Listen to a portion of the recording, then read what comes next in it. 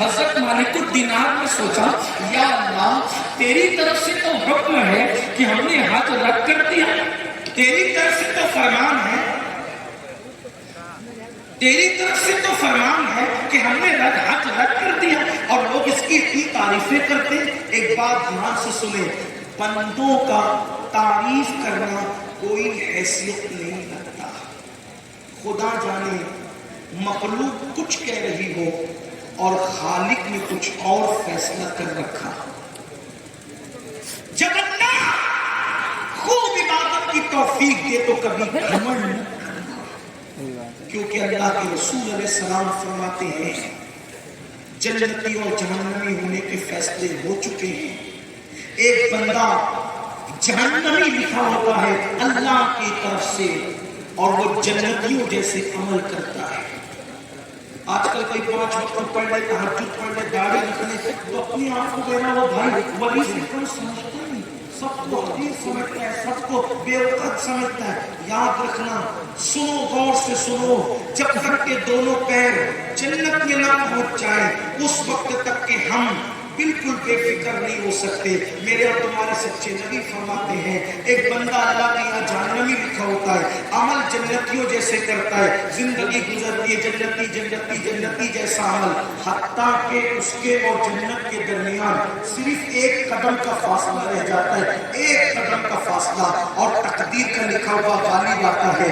ایک قدم کا فاصلہ جنت میں اس میں رہ جاتا ہے اور پھر وہ جنتی جیسے عمل کرنے کی بجائے جہنمی جیسے عمل کرنے لگتا ہے اور اسی حالت میں اس کو موت آتی ہے حتیٰ کہ وہ جہنمی ہو کے مرتا ہے۔ اور پھر فرمایا کسی کو اللہ جنتی لکھ دیتا ہے اور وہ پوری زندگی جہنمی جیسا عمل کرتا ہے حتیٰ کہ اس کے اور جہنم کے درمیان ایک قدم کا فاصلہ رہ جاتا ہے اور وہ بندہ جہنم کے بالکل قریب چلا جاتا ہے، لیکن اللہ اس کو ہدایت دیتا ہے اور پھر وہ بندہ نیک عمل کرتا ہے اور اسی حالت میں اس کا انتقال ہوتا ہے اور پھر وہ جنت میں جاتا ہے۔ میرے بھائی کیا کس بلا کی میں سے ہے سرشار ہم، دن ڈھلا ہوتے نہیں ہوشیار ہم، آج ہم گھمنڈ کرتے ہیں ہم سنی ہیں ہم جنتی ہے، ہم سنی ہے ہم جنتی ہے۔ میں علماء کی موجودگی میں پوچھتا ہوں میرے بھائی تو کیسا سنی اور جنتی ہے کہ تجھے طہارت کی سنتیں بھی نہیں پتا اور تو اپنے آپ کو سنی کہتا ہے، تجھے 5 کلمے بھی نہیں یاد اور تو اپنے آپ کو سنی کہتا ہے، تو جمعہ کی 2 رکعت پڑھ کے مسجد سے بھاگ جاتا ہے، ہفتے بھر مسجد سے غائب رہتا ہے۔ کون سا سنی ہے؟ آپ سے پوچھنا چاہتا ہوں میں تجھے سنی مانوں یا کربلا والوں کو سنی مانوں؟ اللہ اکبر، وہاں تو بیٹے کی لاش پہ گھوڑے دوڑ رہے ہیں تب بھی نماز نہیں چھوٹ رہی ہے اور یہاں ایسے میں سوتا پڑا ہے اور فجر میں غائب ہے، ظہر میں غائب ہے۔ آپ بتائیں بڑی معذرت کے ساتھ اگر کوئی آپ کو یہ سبق سکھا رہا ہے کہ تیرا سنتی ہو، تیرا سنی ہونا جنتی ہونے کے لیے کافی ہے، تجھے کوئی نماز روزے اور عمل کی ضرورت نہیں ہے، تو میں کہتا ہوں میرے بھائی وہ کتنا بھی بڑا انسان ہو وہ تیرا دشمن ہے، دشمن۔ کیوں؟ کیوں؟ شاعری کی دنیا اور ہے اور حقیقتوں کی دنیا اور ہے۔ اللہ کے رسول نے اپنے خاندان والے اہل بیت، اپنے اہل بیت سے کہا تھا اے بنو ہاشم عمل کرنا، عمل۔ حضور نے اپنے گھر والوں سے کہا، یہ جملے لوگوں کو تلخ لگے تو معاف کرنا لیکن یہ حقیقت ہے۔ فرمایا بنو ہاشم اے میرے خاندان کے رسول کے خاندان کے لوگوں، مالک جنت اپنے گھر والوں کو کہہ رہے اے بنو ہاشم عمل کرنا، عمل۔ ایسا نہ ہو کہ لوگ عمل لائیں اور تم صرف نسب لاؤ، جس کو عمل نے پیچھے کر دیا اس کو نسب کبھی آگے نہیں کر سکتا۔ یہ اللہ کے رسول نے اپنے گھر والوں سے کہا تھا۔ وہ رسول اللہ کے گھر والوں نے اس بات کو کتنا سیریس لیا؟ آپ سیریس نہیں لے رہے، آپ سیریس نہیں لے رہے، در والے ہو کے سیریس نہیں لے رہے۔ گھر والوں نے کتنا سیریس لیا، کتنا سیریس لیا، کتنا عمل کیا، کتنا عمل کیا کہ در والے صرف محراب اور منبروں پہ قرآن پڑھتے ہیں مگر گھر والے نیزے کی نوک پہ قرآن پڑھ کر کے بتاتے ہیں کہ ہمارے جسم کا تعلق ہمارے سر سے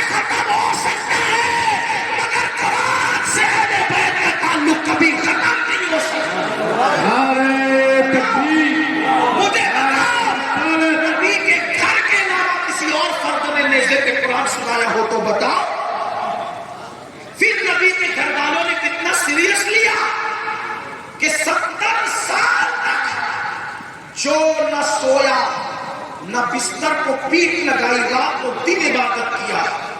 उस मोइनुद्दीन का ताल्लुक किस खानदान से? नबी के घर वालों से, जिसने 40 साल तक इशा की वुजू से फजर की नमाज पढ़ी। वो किसी और खानदान का नहीं है, वो खानदान बनु हाशिम का चश्मा चला है, वो मेरे रसूल का बेटा है।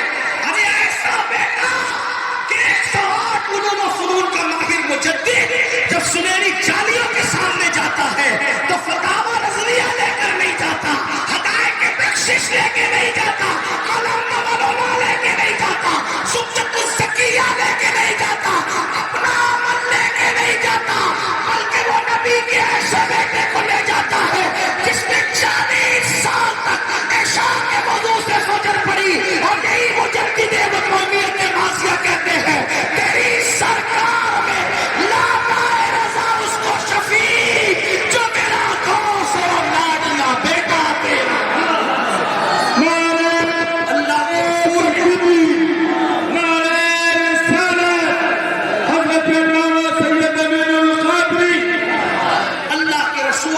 अपने घर वालों से फरमाया, नबी के घर वालों में आप देखें इमाम ज़ैनुल आबिदीन, इनका नाम ज़ैनुल आबिदीन नहीं है। क्या नाम है इनका? इनका नाम है अली इब्ने हुसैन। क्या नाम है?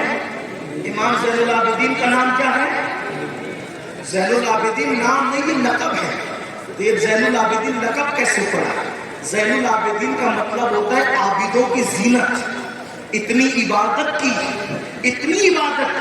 कि इबादत करते करते लोगों ने कहा ये सिर्फ आबिद नहीं बल्कि आबिदों की ज़ीनत है। इतनी रोजाना 300 रकअत नमाज़ें पढ़ते थे इमाम ज़ैनुल आबिदीन, कभी कभी 700 रकअत नमाज पढ़ते थे इमाम ज़ैनुल आबिदीन। आपसे पूछना चाहता हूँ, घर वाले इतनी मेहनत कर रहे नफिल में, घर वालों को क्या सोचिए?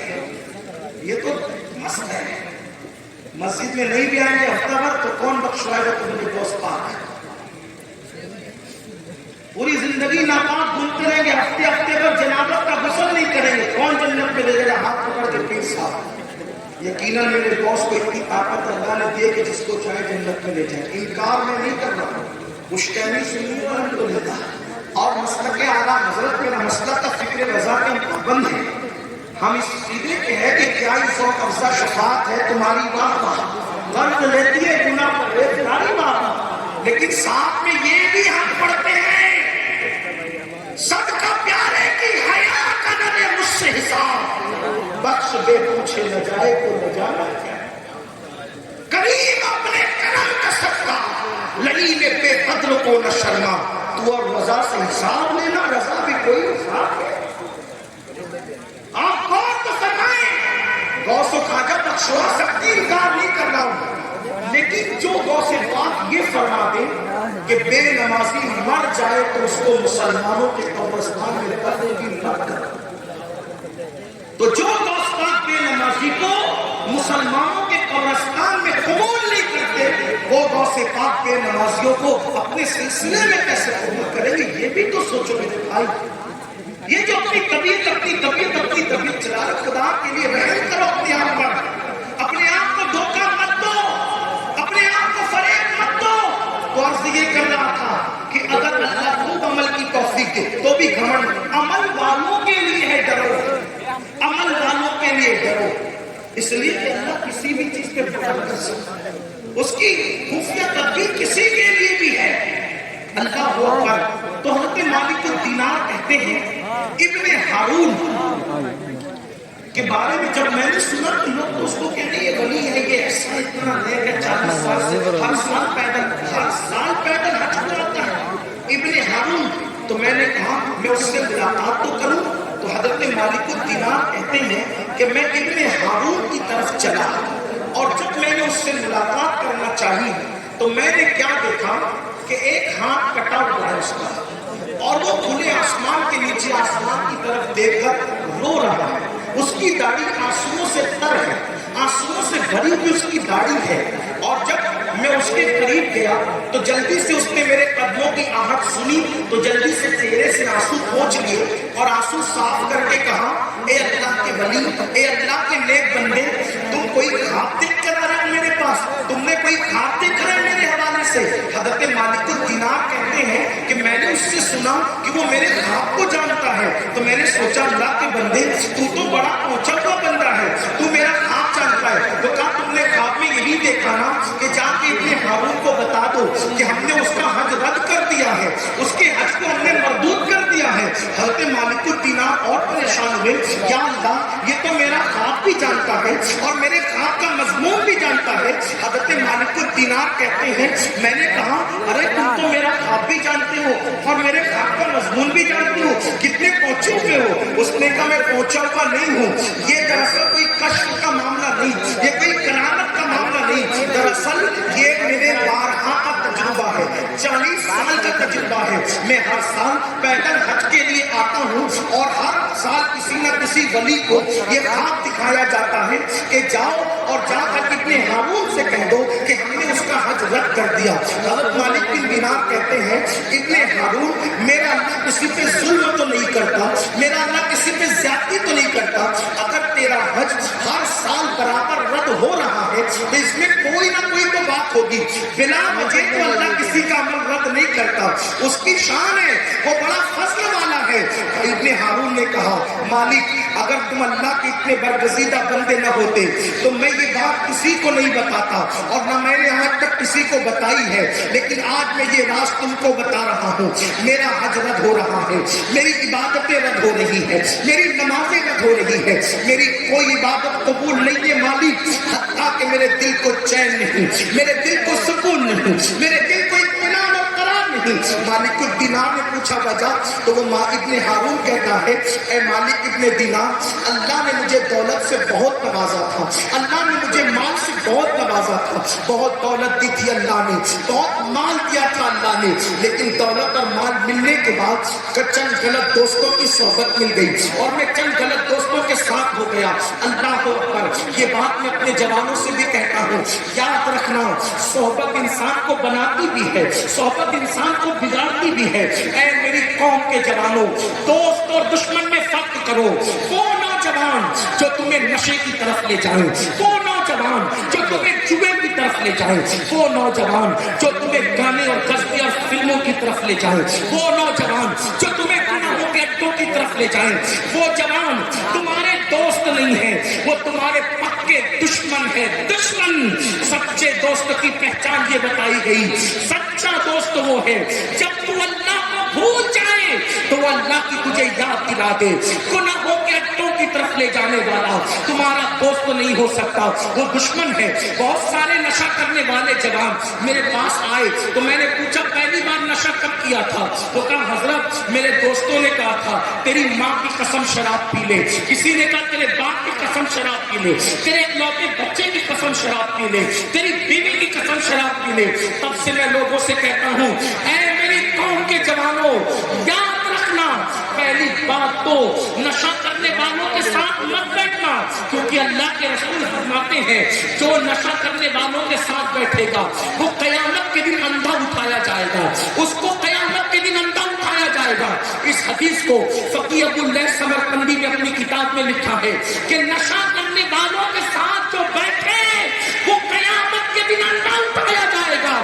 صرف بیٹھنے والا اندھا اٹھے گا، جو نشہ کرتے ان کا انجام کیا ہوگا، نشہ کرنے والوں کا حال کیا ہوگا۔ اللہ اکبر، سن لو پہلی بات تو ان سے ان کی صحبت نہ رکھو، ان سے تعلق نہ رکھو، ان سے دوستی نہ رکھو، اور اگر کوئی یہ کہہ دے تیری ماں کی قسم، تیرے باپ کی قسم، تیرے بھائی کی قسم، تیری بیوی کی قسم، تیری بیٹی کی قسم، میں آپ کو حوصلہ دے رہا ہوں، اگر کوئی اللہ کی قسم بھی دے کر تمہیں شراب پی جائے تو تمہیں شراب پینے کی ضرورت نہیں۔ اگر تمہیں کوئی قرآن کی قسم دے کر بھی شراب پلائے تو تمہیں نشہ کرنے کی ضرورت نہیں۔ یاد رکھنا یہ ساری قسم کا اعتبار اللہ کے قرآن کی قسم کی عظمت اپنی جگہ حق ہے، لیکن گناہ میں ان قسموں کا استعمال نہیں کیا جا سکتا، اور اگر گناہ کرانے کے لیے کوئی قسم دے تو اس کی قسم مانی نہیں جائے گی، اس کی قسم نہیں مانی جائے گی۔ یاد رکھنا، اس کا بہت خیال کرنا۔ اللہ اکبر، تو وہ کہتا ہے مالک الدینار سے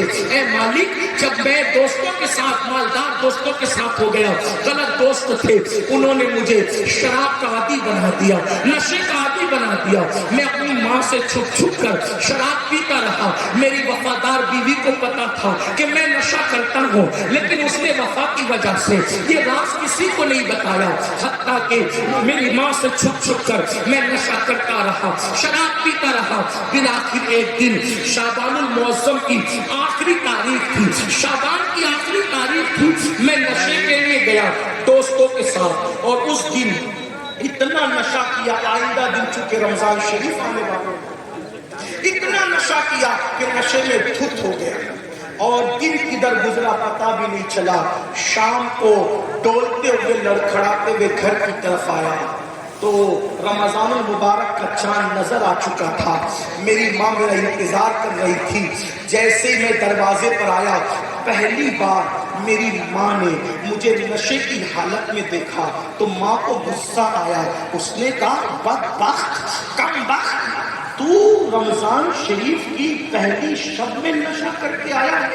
اور ماں کو غصہ تھا, کیونکہ میں ماں کا بڑا فرما بردار بیٹا تھا. ماں کی کوئی بات میں نے کبھی نہیں ٹالی تھی, لیکن اس دن میں نشے میں تھا. ماں نے غصے سے تماچا مجھے مارا.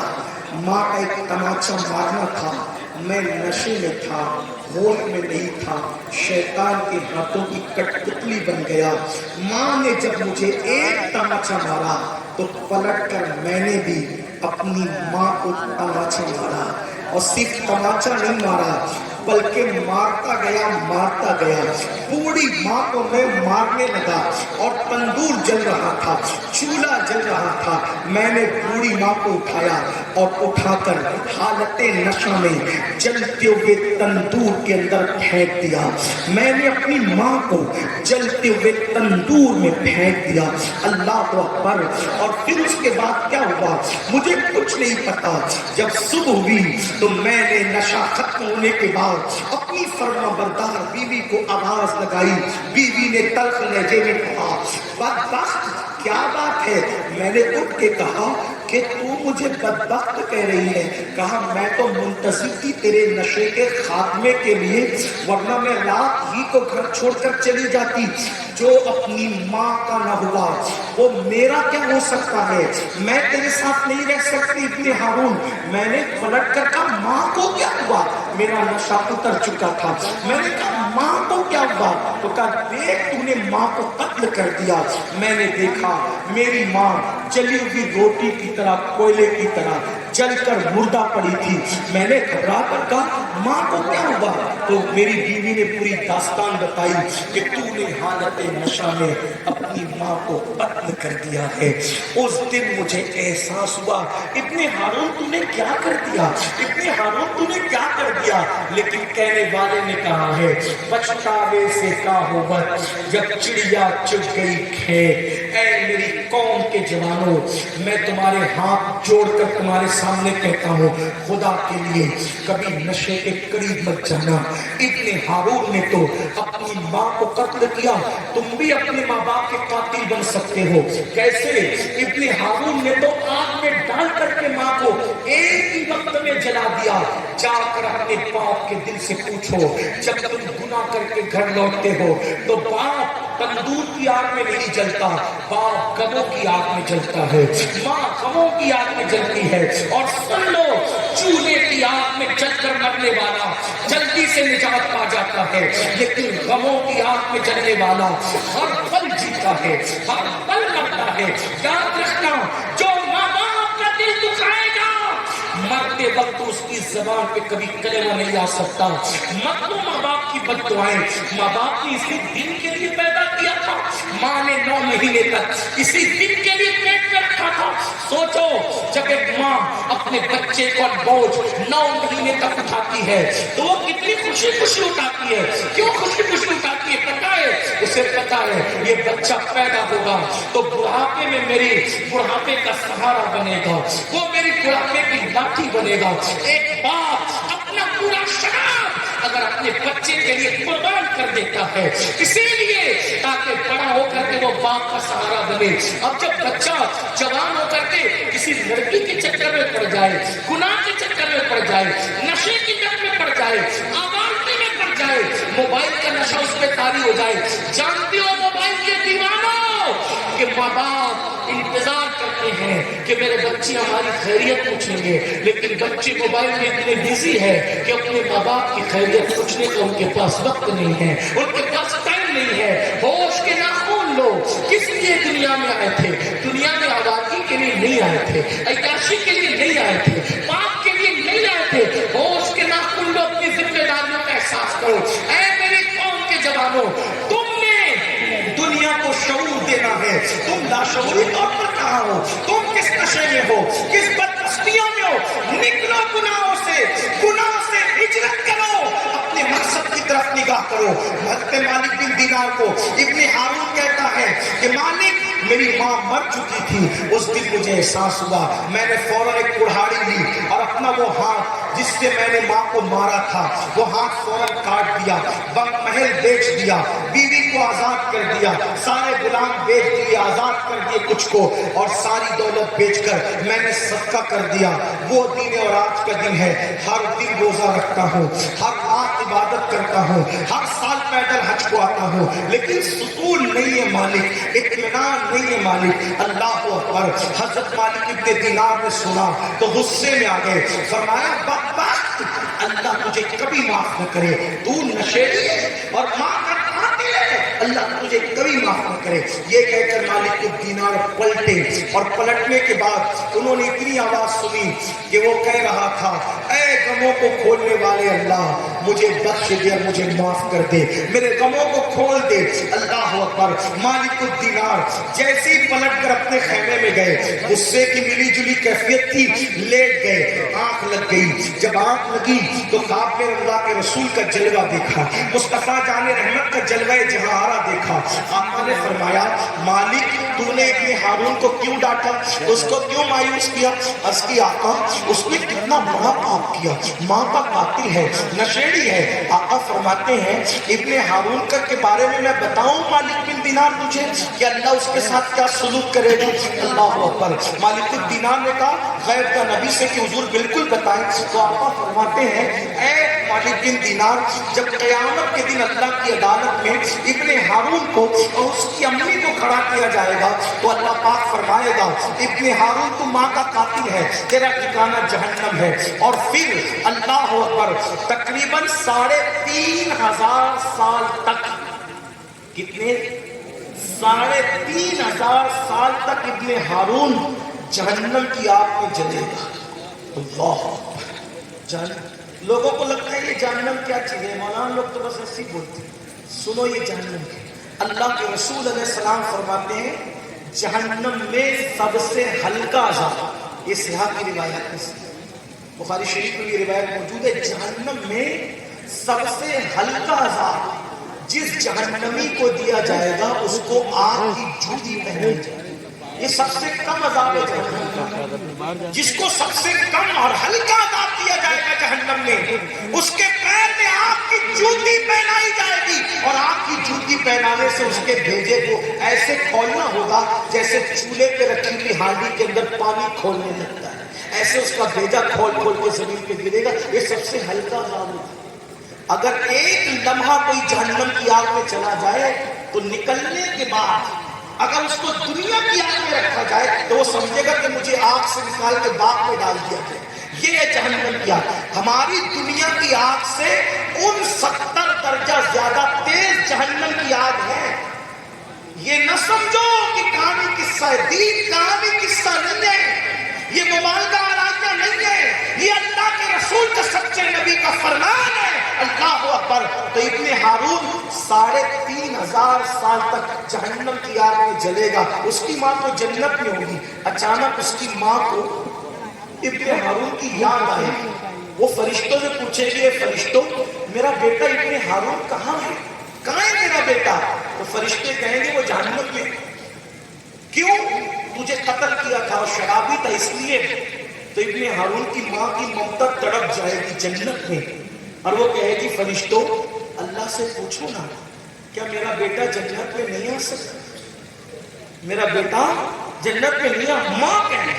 دیکھو ماں تو ماں ہوتی ہے، ماں تو ماں باپ کی قدر جب غدار اور قاتل بیٹوں کے بارے میں جب ماں کی ممتا کا یہ عالم ہے کہ جنت میں بھی نہیں بھول رہی ہے بچوں کو، تو وفادار بیٹوں کے لیے کیا عالم ہوگا، فرما بردار بیٹوں کے لیے کیا عالم ہوگا، ایثار سلام کرنے والے بچوں کے لیے ماں باپ کی ممتا کا عالم کیا ہوگا۔ اللہ اکبر۔ ابن ہارون کی ماں کہے گی فرشتوں اللہ سے پوچھو میرا بیٹا جنت میں نہیں آ سکتا۔ فرشتے اللہ سے کہیں گے اللہ ابن ہارون کی ماں پوچھ رہی ہے کیا میرا بیٹا جنت میں نہیں آ سکتا؟ اللہ فرمائے گا بالکل آ سکتا ہے، ایک ہی شرط ہے، اگر تو معاف کر دے ہم بھی معاف کر دیں گے۔ اللہ کے رسول فرماتے ہیں مالک ابن دینار جب اس کی ماں اس کو معاف کر دے گی وہ اللہ بھی اس کو معاف فرما کر جنت میں داخل فرما دے گی۔ میرے آقا کی صلاۃ و تسلیم کے پیارے دیوانوں، لیکن نشے کا نقصان دیکھو، ماں کا قاتل بن گیا۔ ایک تو شخص ایسا کہ نشے کی وجہ سے اس نے اپنی بہن کے ساتھ بدی کر دی، بدکاری کی بہن کے ساتھ، نشے میں کسی نے بیوی کو طلاق دی، نشے میں کسی نے بیٹی کی آبرو پہ ہاتھ ڈالا، نشے کا بائیکاٹ کرنا، نشہ پھیپڑوں کو کھانا، نشے کی وجہ سے بیماریاں عام، اور ہمارے سماج میں نشے کو سستا کر کے لوگ بیچ رہے ہیں کہ کسی طرح ہمارے جوان نشے میں مبتلا ہو، بلکہ اسکول کالجز اور یونیورسٹی کے اندر باضابطہ طور پر ایسے لڑکوں کو اور لڑکیوں کو چھوڑا جاتا ہے تاکہ ذہین بچوں کو وہ نشے کا پابند عادی بنا دے۔ ابتدا میں ان کو فری میں نشہ دے، بعد میں جب نشے کے عادی ہو جائیں گے تو خود ہی جو ہے وہ خرید کر کے نشہ کریں گے۔ اس لیے ہوش میں نہ کرو، ذمہ داری کا احساس کرو۔ دنیا میں بہت خسارہ ہو رہا ہے اپنا، پوری دنیا کے اندر ذلیل اور رسوا ہو رہے ہیں۔ اے نوجوانوں اپنی ذمہ داری کا احساس کرو، اللہ نے کیوں پیدا کیا، یہ سارے گناہوں سے نکلو، سچی توبہ کرو اور پلٹو اللہ کی طرف۔ دیکھو اگر توبہ کر لو گے اور اللہ کی طرف پلٹو گے، بس اتنا عہد کر لو کہ میں نے اپنی قوم کے لیے کچھ کرنا ہے، میں نے اپنی قوم کے لیے کچھ کرنا ہے، میں اپنے لیے پیدا نہیں ہوا، میں صرف کھانے پینے سونے اور جو ہے وہ اپنی ازدواجی زندگی کو پوری کرنے کے لیے پیدا نہیں ہوا، اللہ نے مجھے کسی مقصد کے لیے پیدا کیا۔ مقصد کی طرف توجہ کرو، اپنا مقصد کیا ہے پیدائش کا؟ تو مقصد یہ ہے پیدائش کا کہ اپنے بالوں کو نہیں سنوارنا صرف، بلکہ قوم کی وہ مسائل جو الجھے ہوئے ہیں، بلکہ قوم کی الجھی ہوئی تقدیر کو اپنے ناخن تدبیر سے سنوارنے کی کوشش کرنا ہے۔ ہمیں میں سے تو کوئی سلامتی نجومی اٹھا تھا، ہمیں میں سے تو کوئی طارق بن زیاد اٹھا تھا، ہمیں میں سے تو کوئی حضرت خالد بن ولید سیف اللہ کی شکل میں ظاہر ہوئے تھے۔ آئیے حضور کی قائد محترم کا استقبال کرنے، نعرہ تکبیر، ہلو نعرہ تکبیر،